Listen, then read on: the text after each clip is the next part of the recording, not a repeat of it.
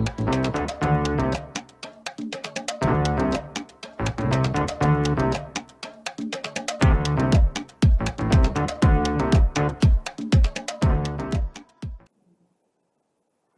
there.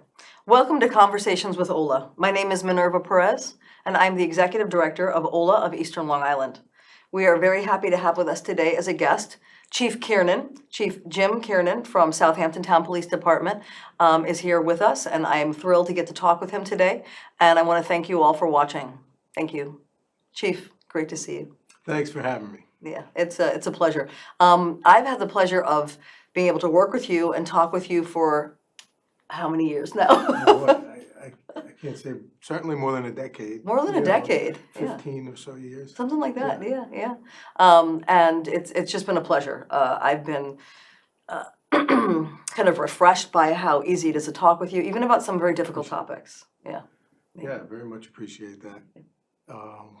Well, part of the reason for Conversations with OLA, how that started, was to kind of get to share some of the conversations and some of the relationships that OLA is lucky enough to be involved in and learn from the different people in our community, and so I want to share that. So I'd like to maybe throw the mic to you a little bit to talk about kind of how you came into this role. You're chief. You've been with the department a long time.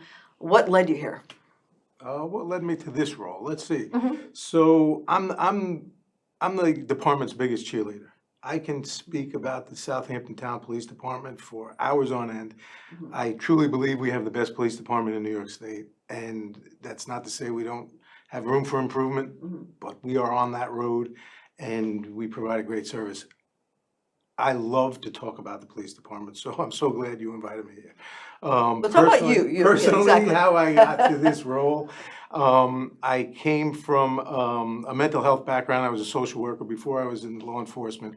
And actually, to be candid about it, I couldn't pay my bills being a social worker, to tell you the truth. It was, there's lack of funding in that area. And also, it was a family business, policing. My grandfather was a police officer for 30 years. My father was a 30-year police officer. And it was a natural progression. It's something I always wanted to do. So I became a police officer out here in Southampton Town 26 years ago. Okay. And I touched every base. I was fortunate enough that every few years I was promoted into or assigned to a different area of the department, which is fortunate for a department our size to be able to move that much. I've touched every base. I was on patrol for a few years. I worked narcotics for 9 years. Went up the ranks, sergeant, lieutenant, captain. I was the executive officer for an amazing person in this business, Steve Skrinecki. He was truly an amazing chief of police. If there was somebody that was born to be a chief of police, Steve Skrinecki was that person. He just was an expert in police science and an expert at working with other people. Just an amazing mentor to me. And I worked as his captain for several years. And he became sick. And I did more and more of the operations of the department, and he succumbed to cancer at the very end. And the town board saw that, I guess it was more of an audition that I had operated the department for the time he was sick, and they said, "Well, you're the person we'd like to take over here. Do you want the job?" And of course, I was thrilled to do it. It's in the climate that we're in, that the police profession is in. It's a challenging role. Your social work, I'm sure, comes into play.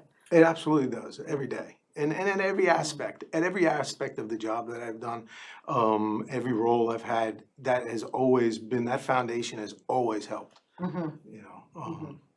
That's wonderful. I mean, I because you mentioned him as well, I take a half moment here for us to kind of share a bit more about Chief Skrinecki. He was a mentor to me in some ways as well. I mean, we certainly did not see eye to eye on everything, but his approach and his experience, there was so much respect that I had for that man. It was a heartbreak, when he passed, and he was a tremendous leader. But I think the reason for him coming in at that time was also for Southampton Town Police Department to get to have someone of that sort of stature and experience level and sort of wisdom to kind of come in and really kind of bring that to the department. So I'm so thrilled that you were completely receptive to all that, and it seems like exactly what should have happened at this point has happened. So I'm happy to see that. Yeah.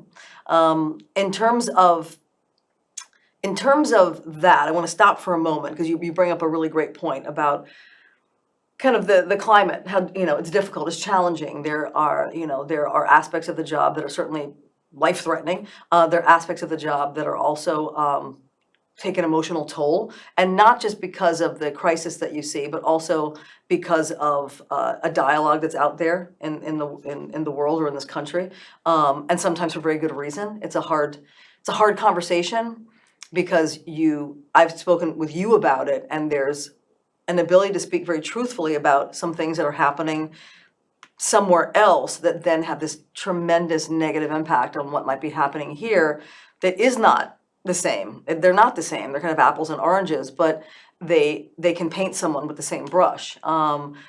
It's an unfortunate thing. It's also certainly what Latinos feel, in that there are, people doing some bad things. It doesn't mean that every Latino walking the streets is the bad guy. Same thing with law enforcement. How we navigate what it is to dismember these stereotypes is, I think, the best way that you and I can work together. We have been working together. It's like, all right, yeah, we may have heard that before, but how do we take that apart? How does OLA present information or a training or a conversation with your law enforcement officers? And I've been honored and lucky to be able to do some of that directly, and having the faith that you have in me to be able to get to have these very real conversations. How do we sort of take apart that?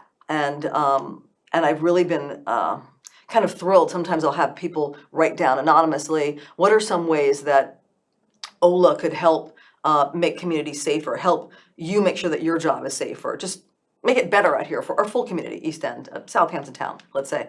And they'll write in some great things, some really great things, and I take those things to heart. And then some of them I share with you as well, as possible ideas.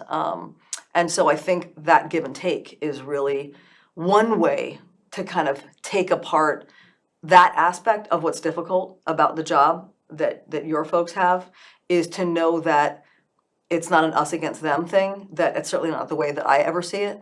And so I've appreciated having that chance to work with you in that way.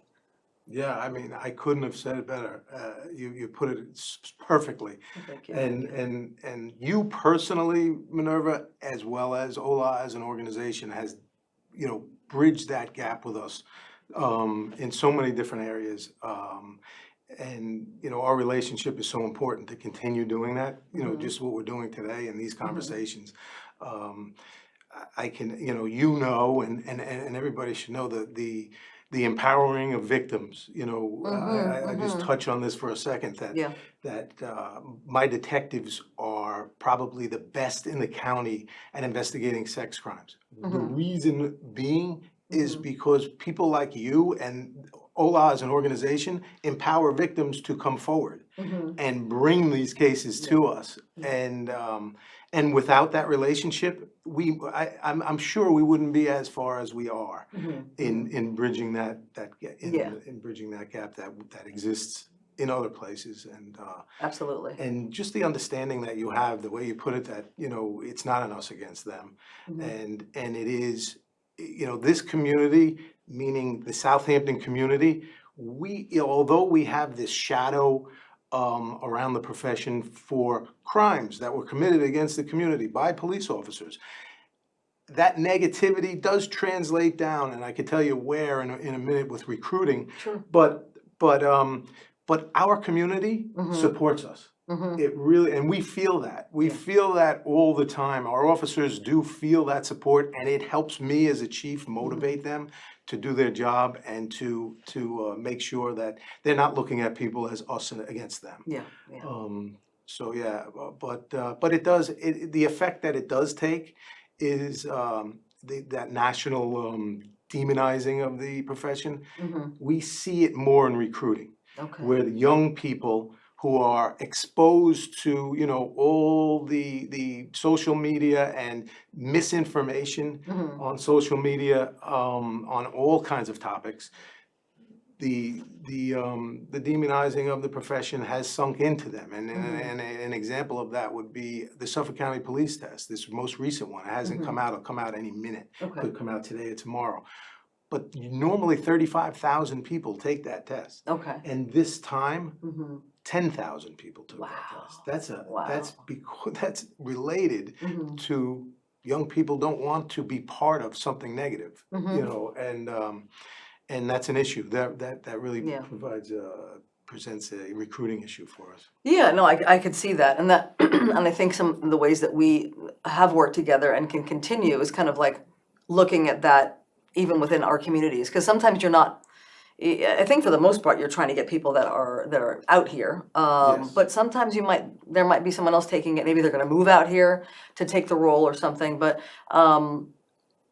I think what is exciting, and it's sometimes frustrating to have 10 different police departments in one area, but the way that I look at it is also it's an opportunity. It's an opportunity to kind of get to really put your arms around and really know a police department for what it is and what it wants to be and what its DNA is. Each police department has a little bit of something different to offer, and also they're serving different communities. Southampton is the largest. I think you cover the largest ground, Yes. in all of the East End. So in terms of the messaging around that, I know in the past that OLA's worked with your department. I think you're the only ones that are doing the Civilian Police Academy that you brought back to life a few years ago. I think when Skrinicki had first come on, or just around that time. That was exciting to be a part of getting the word out on that and getting people to sign up to be part of I think at that point it was like a 14-week commitment, like once a week. I did it. It was really eye-opening and amazing. I got to do the ride-alongs, and but beyond that, it was also the community of people that were there. I think there was like 12 or 13 of us that were taking this, and the dialogues that we had, the conversations we had, that we didn't always agree on, and then we had, detectives, officers, lieutenants, kind of talking to us about different things. It was a great experience, and I'd like to continue that. But I think, excuse me, to be able to address directly, what are those messages that are happening across the country? What are those messages? Because they're not all just based on misinformation. They're also based on bad actors. And again, that doesn't have to mean that colors everybody everywhere and every police officer, but it does mean that you kind of address that kind of directly. Well, what is Southampton Police Department about? What are ways that they are able to balance and mitigate communication or power structure, or how the community is held, by them and protected by them. I think if you're able to speak directly to those things and have that messaging out there, and I think a great place for that actually is the Civilian Police Academy and the other stuff too, Explorers and all that. It's a way for people to say, wait a minute, that's a different organization. I'll take the test. But that's the place I want to be. Or that you get local people from, that are younger learning about it, that want to take the test to be here, in Where a Southampton. great place to get that exact message out was this most recent, where we sent officers to a program Lilta. and that was a fantastic way to get that message out, because they got to see officers that are exactly opposite of what may be the national, what people may be exactly. looking at and Exactly. saying, wait, those people are respectful people, they're ethical people, they're, and that's what I want to be. That's what I'd like to be part of. Yeah. And things like that are fantastic. That for was us. great. And we That was have really a lot great. of new officers that are that are chomping at the bit to tell people how good they are and how good the department is, and come and join us. And we have a lot of, the Citizens Academy is a great way to do it and get exposed to us. But we have positions as TCOs, traffic control officers. If you take a position during the summer and direct traffic for us, you get to see how we work and who we are, and there's different ways for young people to get exposed to us. Absolutely, and even I think I could speak to this, is the little bit that I know about civil service, it's already too much. I don't want to know anymore. It's too convoluted. But it's the path that we have for Yeah. many really important jobs, working in municipalities, working in law enforcement. But is that sometimes the provisional hire of a TCO, so you're able to hire someone, and maybe that doesn't mean that they've taken the test yet, but maybe you're getting it's a bit of an audition. They're auditioning you, you're auditioning them, and then at that point, if it looks like, all right, it's time to get this person into that test. And then you might have exactly who you want, and they already have a good understanding of the work what's being done. So there's so many opportunities, and I think being open to them is what I definitely see in your leadership. And so it's exciting for us to keep doing the work that we do. With LILTA, which is the Long Island Latino Teachers Association, they had started doing this youth conference further west on the island, and they were doing it for a number of years and really doing a great job. Hundreds of kids would come to this. This past one was the first time they've done on the east end of Long Island, and so we partnered with them to make sure that they were bringing in talent from the east end, and that's going to be what we do again next year as well. So I'm excited. We'll have you bring some more people back in, but being able to highlight some of our local professionals in law enforcement, social work, law, science, what have you, the arts, and then have them be on panels. One panel was an English-speaking panel, the other a Spanish-speaking panel, because the students that were there, some of them were varying degrees of English, and some were just, don't even speak Spanish. So it was great to have the officers there, 2 different officers, which was awesome. And yeah, and I was there for the men's conference. I was out of town for the women's conference, but the men's conference, the kinds of questions, the officer was getting the most questions on that panel that I was watching. And so there's excitement. But there are going to be those questions, like, and being able to ask the hard questions and not feel stupid, or that just because you ask a question that you're demonizing someone, or that you're stupid, or that you have some sort of agenda. The open dialogue is what it's all about, and that's really, really, I can't stress enough how important that's been for me to be able to work with you, because we've had some difficult situations. We've worked through them, and I really appreciate that. So I probably would say that over and over again. So that's the kind of where we're at, and a little bit of looking to the future to do more of that. But let me ask you this question. You're the leader of the Southampton Town Police Department. What is, if you were able to encapsulate it in the best words that you have, what's the vision that you have for this going forward? Where do you want to see law enforcement in Southampton Town within the next 2 to 5 years? Okay, well, we've started on the right path, but I would like to see the police department continue to look like the community.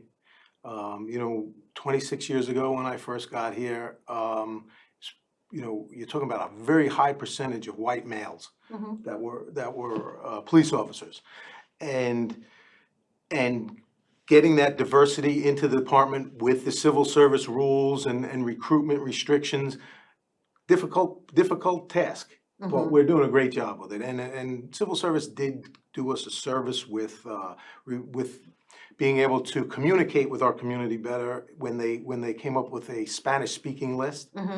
And we used that, and we actually just hired 3 people from that list. The last 3 people hired, 2 are in the academy right now, 1 is in field training. And what we kind of get 2 benefits from that list. 1, we get Spanish-speaking police officers so we can communicate with the community better.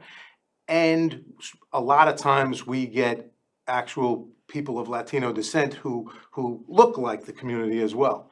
So we get 2 benefits from that. I'd like to see women in leadership positions, mentoring some police officers now, trying to help them study, encourage them to study for the sergeant's test.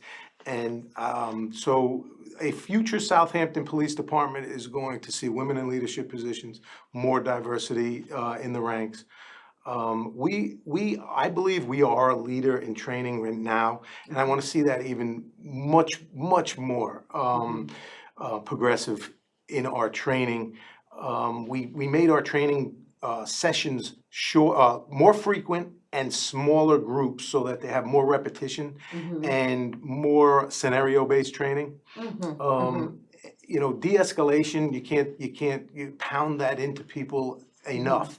The more de-escalation they have, the more experience they have with de-escalation, they're gonna be able to handle situations better. They're gonna be more in control of their own emotions. So I wanna be the leader in Suffolk County in regard to training, de-escalation training, and diversity in the departments. That's what I'm looking for. Okay, That's great. what I'm Well, looking that's for. wonderful to hear. And, we're a thrilled partner in whatever capacity. I think some of the training aspects I'd like to make sure that we continue with. I think they're great, and we can also evolve them. I get some good feedback from the folks that are in, and we could talk about that. But I love being a part of that vision. I think it's a very exciting vision. We do have at this moment a number that I throw around because it's a real number, but 50% Latino student body across our 24 school districts. And that is a number that has grown over the last 30 years, certainly not the words that people like to use, influx and things like that. It's 30 years growth. It is Right. our community. People are you here. know, they're We're- here. we're- This is our this community. is our community. Exactly. Absolutely. And what I've always been impressed by, which gives me just the optimism that I do have, is how respectful and how much Latinos want to have a strong and healthy police force around them. They recognize how important that is. So the message that I get from folks is not, oh, let's take it apart, we don't need this. No, not at all. That's not what I get, And so, we're working with populations that oftentimes are the victims of crime. And when they feel that, wow, I was able to go, and get the support that I need, it is exactly what they need. And the communication piece is key, because some little thing can go wrong with communication, and there will be the assumption that, oh, you don't really care about me, or, oh, you don't know what I'm saying, and it's a very nuanced crime, or it's a sex crime, and there's always, when we're talking about detectives, and there's always gonna be the language access there. Sometimes the first contact point can be a little challenging, but I think that you are doing more and more to kind of address those first contact points, because that will be when the person decides, hey, I trust you, or I don't trust you. I wanna kind of close with a little story that I think was a very positive story. We're doing a lot of work in adolescent mental health. And so we have a helpline that's out there, 7 a.m. to 11 p.m., 7 days a week, that is operated by our crisis counselors in Spanish and English. And we go into the schools, middle schools and high schools, and talk about mental health and how to mitigate depression, anxiety, how to build your networks, how to kind of just like survive and then thrive. And middle schoolers and high schoolers are just having a rough time. It's a national thing, it's a global thing. But what makes OLA's approach to that a little bit different is that we have relationships like this. So we had a kid who was about 16 years old, and he was in a tough spot. He was texting our line, and our crisis counselors were dealing with this concern that he had because he had put a picture of himself in some app, and he was being extorted. And he was being told, if you do not give us money, we're gonna call the police. We're gonna say that you did this horrible crime, and that's it. And this 16-year-old was freaking out, and he was texting us in Spanish. He'd only been here a couple of years, but he's a straight A student, and he was freaking out. He thought his life was over. He wasn't threatening suicide, but he literally thought his life was over, and that his mother was gonna, maybe be deported, or he was gonna be deported, and the whole life was gonna be just destroyed as a result of this stupid mistake that he had made. And so it was texting back and forth, and with our team, we were able to get him to kind of calm down a little bit, and I jump in because I'm able to see all the conversations. I said, whoa, hold on, this is now a police matter. I'd like to do what we can to make him feel comfortable with the idea that if we're with him and we kind of make that connection happen, he's gonna get the resolution that he needs, which is that he's not in any trouble. He's okay. Everything is gonna be okay. And not only that, law enforcement can help him understand how to protect himself. Maybe there's more they can do there if there's enough to kind of actually investigate on, even though it's a cyber thing. But he was able to finally calm down. He agreed to talk to his mother, and we stayed with it. It's like moment by moment. I immediately emailed you and said, because I knew where he was, and I said, what can we do? Can we get this person in? Is there, and you immediately said, yep, I've got the perfect detective. So we scheduled all up. We got this kid showing up at the police department with his mother, and I met him in the parking lot, And we went in, it was this great detective, it was like the perfect guy, because he was very soft-spoken. And this kid, was freaked out, the mom was freaked out. And he was able to sit with the kid for a long while. I sat with the mom for a little bit. It was Halloween. And then by the end of that conversation, the end of that meeting time for an hour, 2 hours, all the kid wanted to talk about was Halloween and trick-or-treating. So he had gotten his life back, and all that was important was that. And the mom felt completely supported. She did not know what to expect, and she left that experience feeling that this was a department for her to go and for her to trust. So I want to share that. Thank you for that, and thank you for bringing that up, because that's what we want. That we Yeah. want everybody to know that we're here for you. Mm-hmm. We are here for you in your tough times. Mm-hmm. We will not shut the door. We will not hang up on anybody. We'll do whatever we can to help people. And I want everybody to have that feeling that that mother had when she left, knowing, wow, this police department's here to help us. Yeah, exactly. And that's and if people are reaching out, and if they feel like, oh gosh, but I didn't understand this, or I didn't know, it's okay. Don't give up on that. It's like, sure, there are going to be days where maybe you're going to feel like you need a little bit more support. That's okay. You can call the department back. You can call OLA if you feel like you wanted to, but you can don't just go in once and feel like everything's got to be perfect, and otherwise you run away thinking it's all bad. That's not the way we can approach anything. We don't approach the rest of our life that way. And so I also want to encourage people to make sure that they're making that effort to kind of understand who they're living in Southampton Town, understand law enforcement, understand the force. Call, show up, even when you don't have a problem. Come in, we'll give you a tour. Why not? You can meet people. You can see who they are. Exactly. Absolutely. If you've got kids in the school, or that, whatever it is, the open door thing is so important, and I thank you for that. I can't thank you enough, and I look forward to what 2024 is going to bring. There are going to be some challenges, but we're going to get to work together, and that means a lot to me. Thank you. Thanks for having me today.